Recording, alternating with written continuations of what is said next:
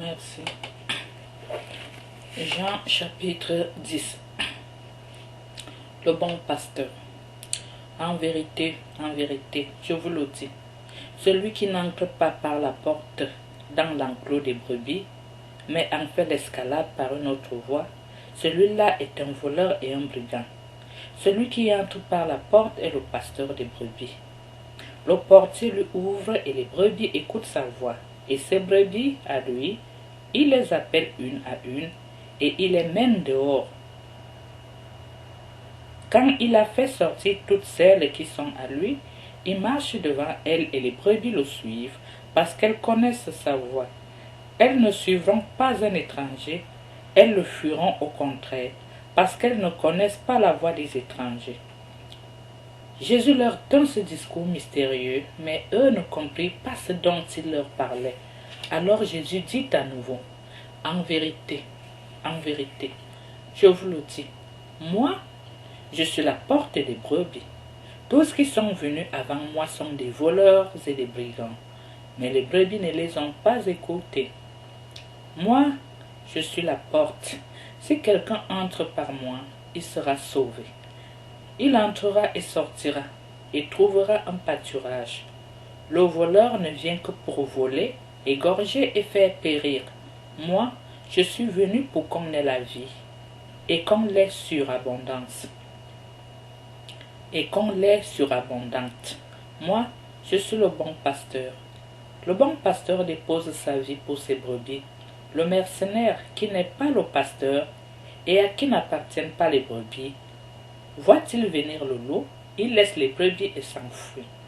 Et le loup s'en empare et les disperse.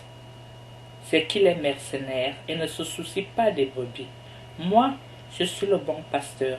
Je connais mes brebis et mes brebis me connaissent. Comme le Père me connaît et que je connais le Père, et je dépose ma vie pour mes brebis. J'ai encore d'autres brebis qui ne sont pas de cet enclos. Celles-là aussi, il faut que je les mène.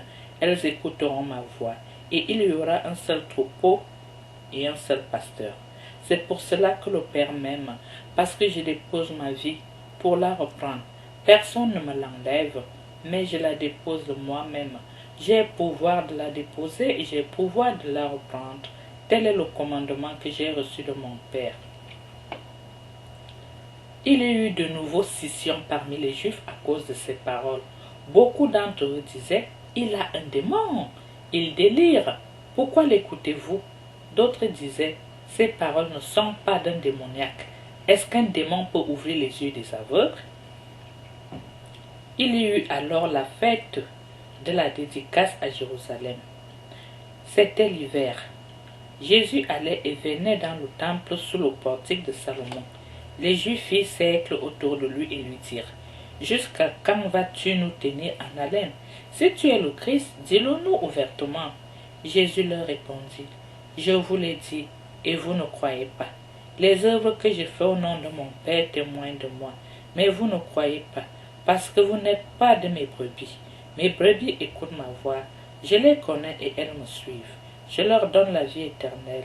Elles ne périront jamais et nul ne les arrachera de ma main. Mon Père, quant à ce qu'il m'a donné, est plus grand que tous. Nul ne peut rien arracher de la main de mon Père. Moi et le Père, nous sommes un. » Les Juifs apportèrent de nouveau des pierres pour le lapider.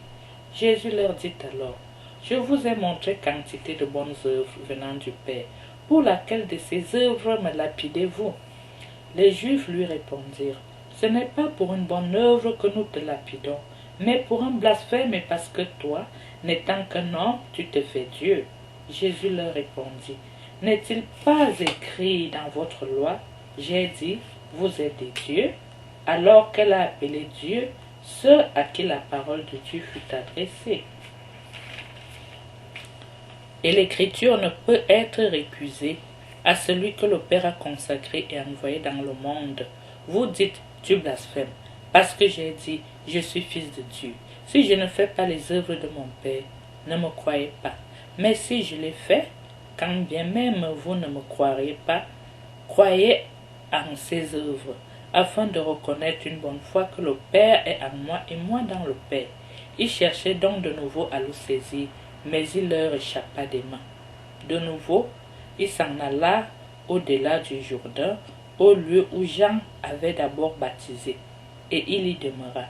Beaucoup vinrent à lui et disaient, Jean n'a fait aucun signe, mais tout ce que Jean a dit de celui-ci était vrai, et là, beaucoup crurent en lui. Mes bien-aimés dans le Seigneur, soyez bénis, et merci beaucoup d'avoir accepté cette parole de vie et d'amour avec nous. Nous nous retrouverons au partage suivant, et que Dieu vous bénisse.